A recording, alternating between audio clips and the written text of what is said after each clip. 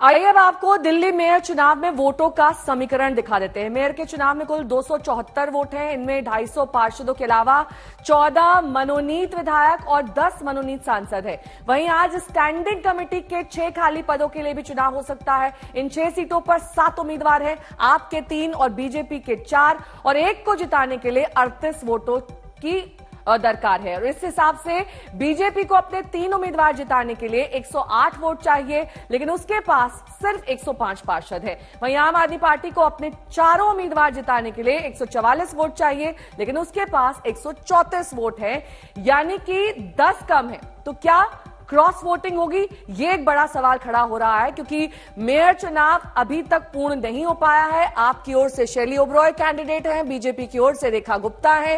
तो कौन होगा दिल्ली का अगला मेयर? आज इस बात पर मुहर लग जाएगी।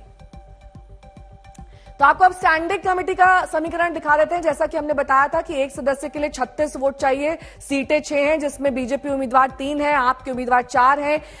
3 को अगर 36 से गुणा करेंगे तो 108 वोट चाहिए, 4 को 36 से गुणा करेंगे तो आपको 144 वोट चाहिए।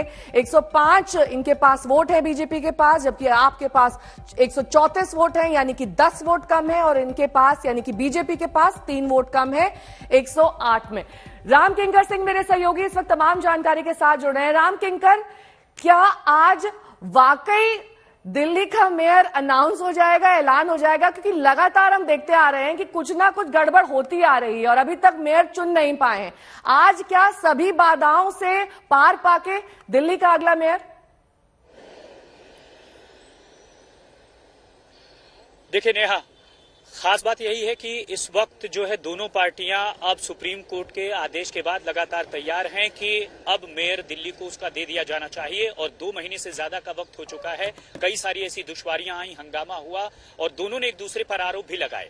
लेकिन आज मेयर चुनाव से ठीक पहले जिस तरह से गृह मंत्रालय के जरिए मनीष सिसोदिया की जांच को अनुमति मिली है, तो उससे लगता है कि इस बैठक में भी हंगामे का आसार नजर आता है, आशंका के बादल छाए रहेंगे। लेकिन इतना जरूर है कि सुप्रीम कोर्ट ने बड़ी सख्ती से कहा है कि ये बिल्कुल नहीं होना चाहिए कि दिल्ली को मेयर उसका न मिल पाए। और यही वजह है कि आज दोनों पार्टियां ये मानकर चल रही हैं कि मेयर का चुना जाएगा। लेकिन बीजेपी इससे पहले ये कह रही है साफ तौर पर कि जो रिजल्ट होगा और प्रत्याशित होगा, यानी 138 का जो मैजिक नंबर है मेयर बनने के लिए, वह आंकड़ों में तो आम आदमी पार्टी के पास है, लेकिन बीजेपी का साफ तौर पर कहना है कि जो रिजल्ट होगा वो चौंकाने वाले हैं। यानी हमें परिणाम का इंतजार करना चाहिए। और इस बात में ज्यादा और आशंका के बादल मंडरा जाते हैं, क्योंकि जो क्रॉस वोटिंग के कितने आसार हैं? क्योंकि जिस तरीके से समीकरण और नंबर सामने आ रहे हैं, क्या क्रॉस वोटिंग होगी?